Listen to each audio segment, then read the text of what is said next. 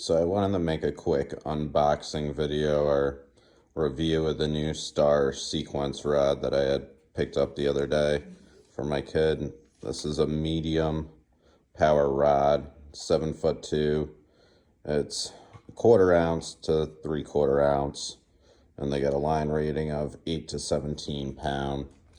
And I believe it was $169 at Cabela's. And it comes with some Fuji K-Series guides with Fazlite rings. Let's see what the tag says here.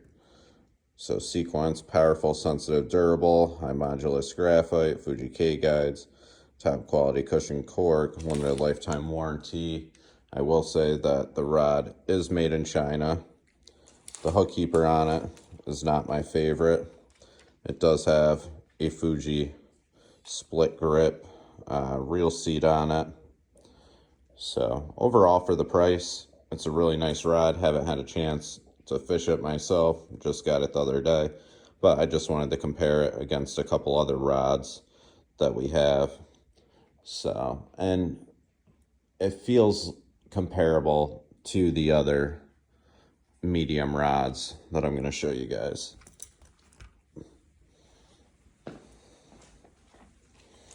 So we'll start with this rod. This is a rod that it's replacing, which I got last year at Dick's. It's a Doybens or Fury series, and this rod was a 7-foot rod, 8 to 17 pound, 3/16 to 5/8, medium fast action. I forgot to say that Star Sequence rod is a fast action rod. So we had picked this rod up, fished it last year. It was a good rod. Not sure what type of guides are on it. It's got some knockoff K-style guides that are supposed to be tangle free, but I believe there was a bad batch of rods because my son was messing with one at the store and snapped an eyelet off it. I don't even know doing what. And then this rod, the eyelets are starting to break where they meet the rod at the epoxy. They're just cracking. So I'm thinking it's a bad batch of rods. Granted, we've put more weight on these rods than we should fishing with live pike shiners with ounce weight on there, so that could be part of the problem. But I believe this rod was $120, and then the Star Sequence like $160. So it does have better quality components like the Fuji reel seat. I don't know if that one had a true Fuji reel seat. Yeah, it's not a true Fuji reel seat. And then you step up to a more premium rod to compare, which this is a St. Croix, made in the USA, Legend Bass Tournament. It's got Fuji K guides on it with alkanite rings. So the Star rod actually has Fuji Fazlite rings, so I think they're a step below, but pretty similar from what I gather to the alkanite rings. So the one thing when I compare my St. Croix, which is a 7.1 versus Star 7.2, is the guides, the Fuji K guides are bigger on the Star rod. So the opening where your line is going through is a larger diameter.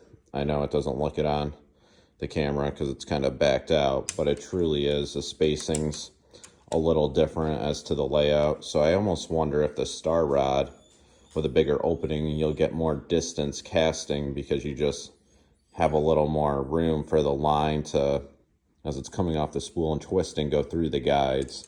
And the guides pretty much run a little larger the entire way up the fishing rod, if I can get it all in focus. So we'll see how that works out. But yeah, another two really nice rods, two totally different price points. I think the St. Croix rod was $300, I think I paid for it, and it's the older version, it's not the newer one.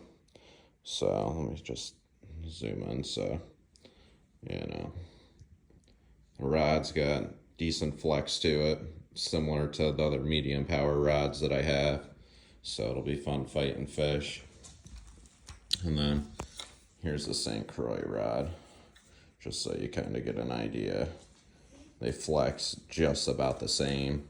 So maybe China, you know, knocks off St. Croix, or everybody's really got that tight of tolerances now on manufacturing that medium power rods are very close in power and backbone as to how they're flexing. So we'll see how it holds up. I almost bought myself a star rod, a plasma 2, I believe it was, and a medium heavy. I was looking for something to replace the St. Croix Triumph inshore rod that I have. That's a medium heavy for fishing for striper out of my kayak. Wanted something with Fuji guides on it versus the C guides. It was just a little better quality. But I ended up splurging because I really do like St. Croix being made in the USA and getting the Legend inshore that they have. But kind of second guess myself now after seeing this star rod if I really should have bought that one, because it I think was $199 for the rod I was looking at versus I paid $320 for the Legend inshore. But for $169, this is the new sequence that they just released. At least that's what it said on Cabela's website, with the split grip. It's super nice, you know. I mean, with a reel on there, it balances out pretty much right in front of the handle. You know, it's got more weight to it. It's not as light as the St. Croix Legend Tournament Bass rod that I have, but the extra weight is the guides are bigger, and it's an extra inch longer, so maybe it weighs a ½ ounce more, an ounce more. I don't have the weights in front of me, but the one disappointing thing on here is that hook holder. I don't like those style hook holders. They're cheap. The one thing I do like about it is it's placed up in front of the reel, similar to the St. Croix.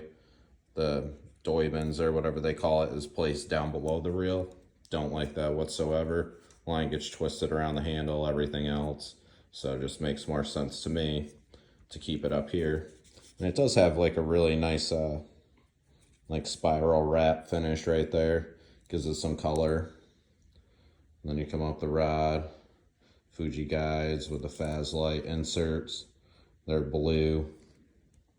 You know, the epoxy looks good. The wrap job looks good. So I believe it's a 9 guide rod, including the tip. So we'll see how it does. For the price, I think it's worth the money. Is that, you know, pretty close to on par to my $300 rod. So we'll get to test them out soon. So hope that helps answer any questions anybody has. So yeah, that is it right there. Sequence. Let me just get the part number. 7.2, 8/17, 1/4 to 3/4 ounce. So if you like the video, please like and subscribe. Drop a comment. Take care. Later.